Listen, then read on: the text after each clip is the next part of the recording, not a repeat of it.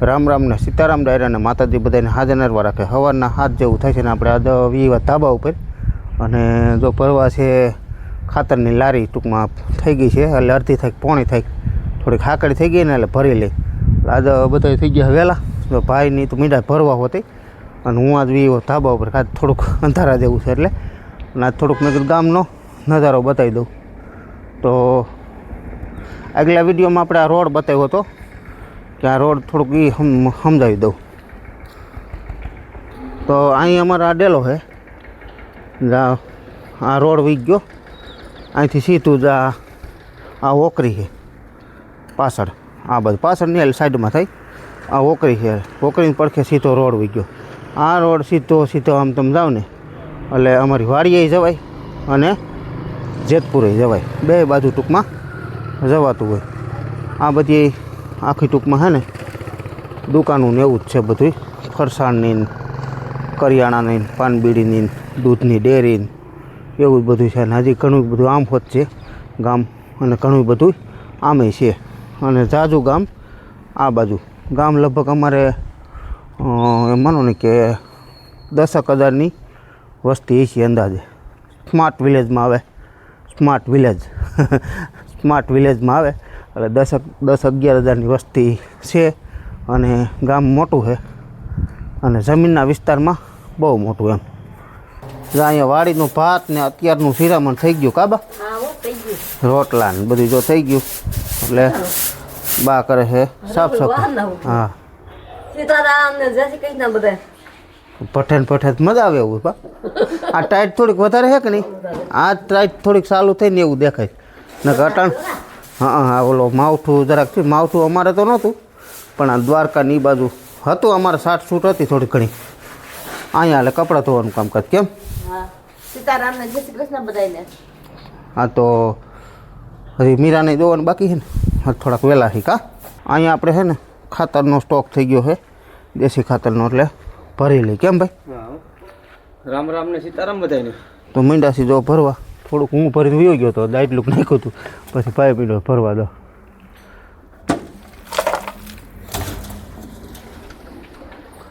અને બર્તન આજ ફાટી ગયા છે વાડીએ એ ભર્યા આવવાના.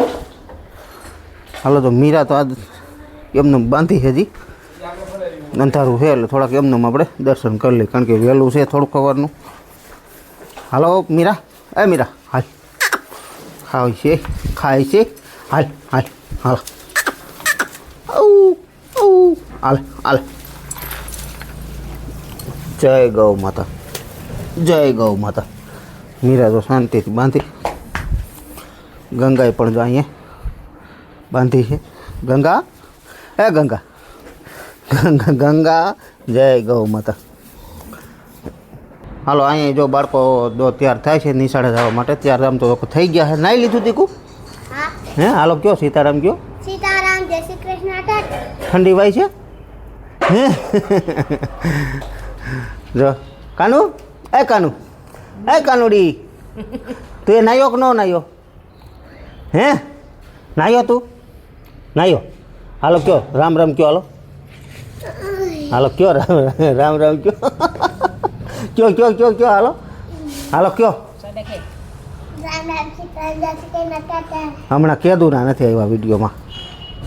આ સેવડો ને ટમેટા ને એવું ભેળ જેવું કરી દે લે. 9 વાગે ભૂખ લાગે ખાઈ દે કાદી કુ. કાલે આવીશું એમ. કાલે તો રવિવાર આજ શનિવાર. સીતારામ ને જય શ્રી કૃષ્ણ બધાને. હાલો જો પાણીની બોટલું બેગું નાસ્તા. આની નાસ્તામાં શું દીધું કાનાને ખોલ તો ખરા જો એનો જ છે તે આ દીદીનો ઠેક. દીદીને પાછું આવવું હોય સેવ ને વળી એવું. ખાશો ખાતી જ નથી કાંઈ. શું ખાશો કાંઈ છે તો નહીં એમાં એવું હોય પછી એને હે.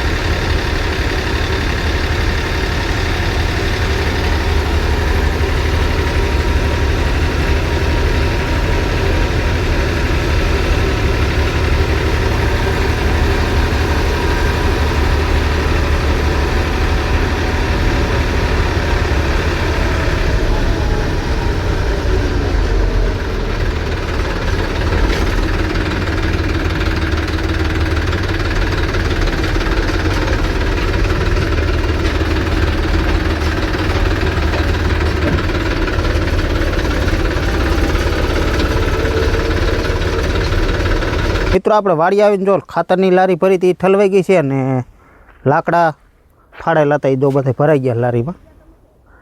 આખી લારી ભરાઈ ગઈ લાકડાની. હવે આને લઈ જવા ઘરે જો કાયદેસર ચૂલામાં હાલે એવા જ મસ્ત ભરાઈ ગયા. ઓલા બાપા ઘરે ફાડતા હતા ને એ જ આવ્યા હતા ફાડવા 2-3 દી ફાડ્યા. અને હવે તો બધાય અત્યારે હવે ધાણા ફૂકાણા છે એટલે ઓમ નીંદાઈ એવા હવે કદાચ થયા છે તો નીંદવાનો આજથી પાછ ચાલુ કરશે બીજી વાર. એકવાર તો નીંદાઈ ગયા છે, બીજી વાર જા પહેલેથી હેઠલી કટકી પહેલાં પીધી હતી ને એમ જ ચાલુ કરે. મિત્રો વાગવામાં 3 જેવું થઈ ગયું ને આપણે જવું જેતપુર. મારે પ્રવીણભાઈને અને કાનાને ત્રણેયને જવું છે. એટલે હું ને પ્રવીણભાઈ તો ગાડી સર્વિસમાં જાય છે. એટલે જોકે સર્વિસમાં હવે તો તમને આજથી ખબર પડી ગઈ કે એવી કે આજ બોલવામાં ચાલવામાં બધી કેટલો ફેર છે એ તમે જોવો અત્યારે કે શું કરવાને કે માણસ થોડુંક ડિપ્રેશનમાં હોય ને એટલે એને બધી અસર થતી હોય, કામમાં પણ થતી હોય, બોલવામાં થતી હોય, બધી ટૂંકમાં અસર થતી હોય. ડિપ્રેશન એટલે કે શરીરમાં કોઈ પણ દુખાવો હોય એટલે ક્યાંય તમને સહેન ન પડે, ક્યાંય એવું ન થાય. ટૂંકમાં એવું મને થતું. ડિપ્રેશન એટલે કે જોરદાર ડિપ્રેશન હતું ભાઈ. દુખાવો તમને કહું એટલો હતો એની તમે કોઈ સીમા ન કરી શકો એટલો દુખાવો હતો સતત. તો વાહો બે જા વાહાના ભાગમાં છે ને કમરથી માંડીને વાહાના ભાગમાં બે આ ખંભા આ હાથ બે બરાબર એટલા દુખતા. પછી પગ આખા ગોઠણથી માંડીને આ એટલા દુખતા. તો એ ફક્ત અને ફક્ત 3 દિવસથી આપણે જાય છે ને આ 4થો દિવસ છે. તો 4 દિવસમાં આપણે પુષ્કળ સારામાં સારું રિઝલ્ટ મળ્યું છે. એટલે પ્રવીણભાઈનું ઘરે જવું પહેલાં ન્યાય બતાવીશું અને જો શક્ય હશે ત્યાં કોઈ બીજા ન હોય તો એમાં શું છે પાછું બતાવવામાં. તો આમાં શું છે ઓમ થતું હોય બાપાની મુલાકાત તો કરાવીશું જ પણ કઈ રીતની આખી એની પ્રોસેસ છે કારણ કે ત્યાં પછી શું છે શર્ટ ને એવું કઢવે એટલે એવું પર ટૂંકમાં આપણે ક્યારેય બતાવતા નથી બરાબર. તો આટલો ફરક છે મને તો 4 દિવસમાં આજ 4થો દિવસ જવાનું છે હજી પણ ઘણું ખરું 90% શરીરમાંથી દુઃખ વયું ગયું એમ ગણો તો ગણાય. બધું આખું શરીર છે ને ફૂલ જેવું થઈ ગયું.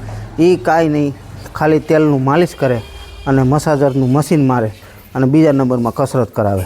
આટલી જ વસ્તુ ટ્રીટમેન્ટ. પણ રામદેવ પીરનો હાથ છે ને એટલા માટે બધા લોકોને સારું થઈ જાય છે. અમારે ત્યાં બધા જાય છે અને જેટલા જાય છે એટલા બધાને સારું થયું.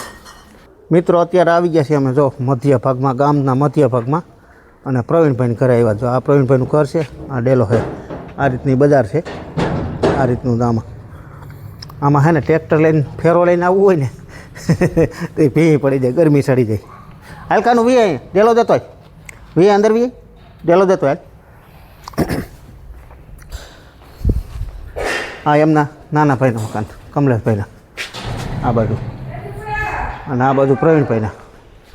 શું કહે પ્રવીણભાઈ? સારું ચા પાણી સ્પેશિયલ બન્યો લાગે શું? તો 1 2 અને 3 રૂમ છે. 2 આ બાજુ છે રૂમ એટલે વોલ માલ સામાન ભરવાના. અહીંયા છે રસોડ. શું લાપસી બનાવો છો? હે ખજૂર પાક. આમાં તો અંધારું છે હાવ.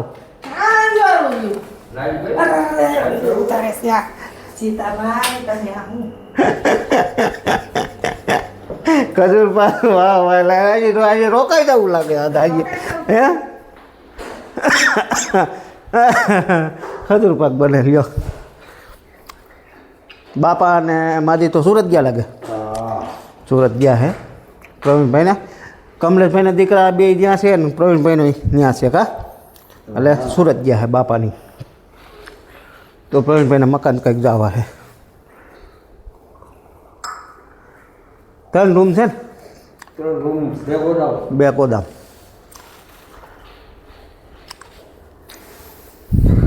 કેટલો ફેર છે? આપણે કોઈ 100%. કોઈ 100%. હાથ કેમ ન થતો પેલા? આમ ન થતા. 2 હાથ ભરી આમ વરતા નહીં, ખંભે નો આમતા કેમ? અને પગ બેસવાનું કેવું હતું? બે હવાની વાત કરી. પલોઠીનો વરાતી કા? પલોઠીનો વરી બરોબર બે. તો બાપાનું કામ છે સોલિડ. હવે ત્યાં જઈને થોડુંક ઉતારીશું આપણે કા. હાલો ચા પાણી પાકી ગયા, ચા પાણી પીને પછી ભાગી. મિત્રો આપણે અત્યારે જેતપુર છે ત્યાં જો આપણું થઈ ગયું છે કમ્પ્લીટ. આપણે જો મસાજી થઈ ગયું અને કસરતી થઈ ગઈ. અત્યારે હાલે છે પ્રવીણભાઈની અને જે કાંઈ આજ બોલવામાં તમારી હારે કાંઈ ફેરફાર લાગતો હોય મારો, તો એ દેન મોટી છે ને રામપીર બાપાની અને આ દાદાની છે. જે શરીરમાં મને જે કાંઈ દુખાવો હતો એ આ 4 દિવસની અંદર જ બધોય સમાપ્ત થઈ ગયો છે. અત્યારે કોઈ જાતનો હવે શરીરમાં દુખાવો છે, પછી ઝીણા મોટો, પણ દુખાવો હતો એટલે એની કોઈ સીમા નહીં, એટલો દુખાવો હતો. કમરનો, વાહાનો અને 2 પગનો. એટલે જે લોકો ટ્રેક્ટર હાંકતા હોય એને ખબર જ હોય, કારણ કે ટ્રેક્ટર હાંકવું એટલે એ કોઈ હેલ ન હોય. અને તમે મારા વિડીયો લગભગ જોવો છો તો કાયમી માટે આપણે ટ્રેક્ટર હાંકી છીએ અને 20 વર્ષથી હાંકી છીએ. તો હજળ બમ આખું શરીર થઈ ગયું હતું અને એ ખાલી 4 દિવસમાં જ આ દાદાએ મને રેડી કરી દીધું. એટલે મોટી દેન છે ને આ સામે બેઠા ને દાદા રામદેવ પીર એની છે અને આ દાદાની છે. સીતારામ. હે રામાપીર, જય રામાપીર. દાદાનું નામ છે મનસુખ બાપા અને સરનામું તમારું જનતાનગર જેતપુર. શેરી આપણે બાંગ્લા નાકે થાય ને, આ ટૂંકમાં બાંગ્લા કી વેકરિયાવાડીના નાકે. અને નંબર તમારો 9383 30 આ દાદાનો નંબર છે. કોઈને આ રીતના શરીરના દુખાવો હોય તો આ રીતની કસરત પ્રવીણભાઈ અત્યારે ચાલુ દો.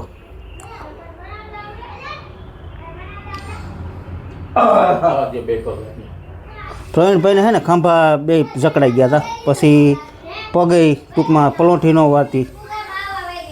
અને મેં તમને કીધું ને, આગળ કીધું ઉભડા કંઈ ન બેસી શકતા. ઘણી વસ્તુ હતી. મારે કેટલો પ્રોબ્લેમ હતો? હા, હજળ બમ હતું. કા વાહન બધું હજળ બમ હતું. તો કોઈ ભાઈઓને છે ને જો આવું હોય તો દાદા પાસે આવી શકે. કેટલા વર્ષ થયા તમારા? મારા 70 માં 2 વર્ષ હતા.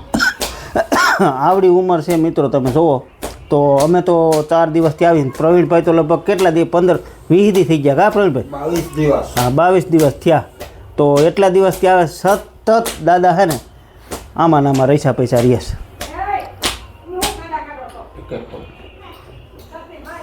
વારા ફરતી. હા,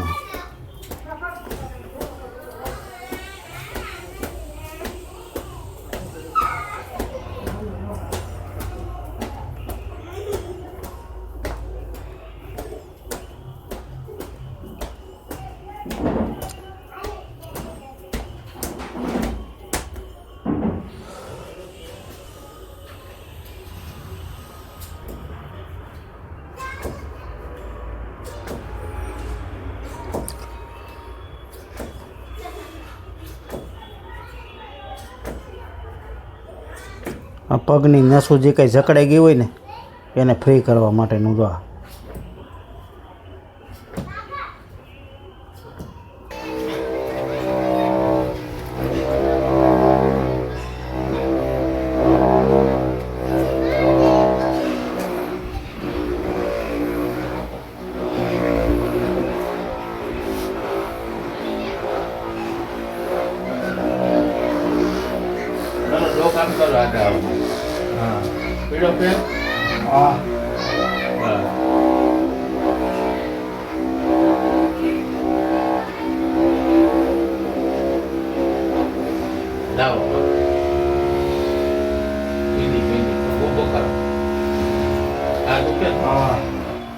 છે ગાણી સુધી દુખાતો, પિંડી સુધી, હોતી સુધી. હવે રાવમાં કેમ પાણીમાં પકડાઈ ગયો તો એવું થઈ ગયું,